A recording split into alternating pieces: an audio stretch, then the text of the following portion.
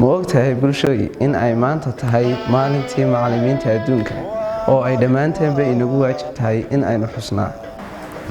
farahaaga maamuus muune oo karaamee wilka iyo ku soo sharaf maarawaa inuu yahay bulshadana u mudan yahay micnaheeda soo saar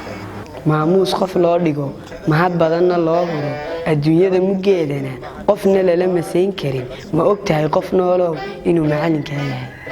ma ogtahay tafnimada taabahaaga nololeed tirsiga iyo qofkaa tahay iyo taajka kugu xidhan tacabkaa qofku u huray inuu kuu tilmaamiyo tuse macallinkaa yahay ma ogtahay adduunyada edebtiyo xishoodkiyo anshixiyo dulqaadkiyo ixtiraam qof nool iyo sida aad adigu tahay qofka kugu agaasimay macallinkaaga inuu yahay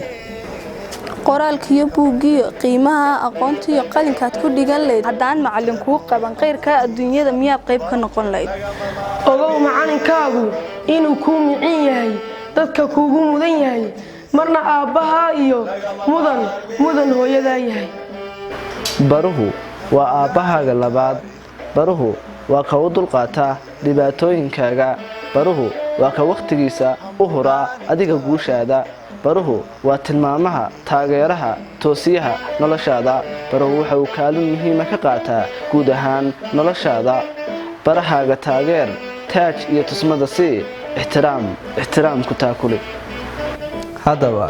daraar waliba meel iyo magac iyo xusuus leh adna muunadeeyo xuska macallin leeyahay dhinacaaga maamuus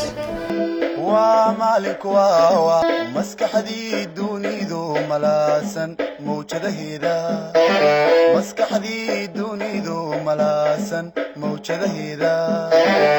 kala miirtay ee macnaysay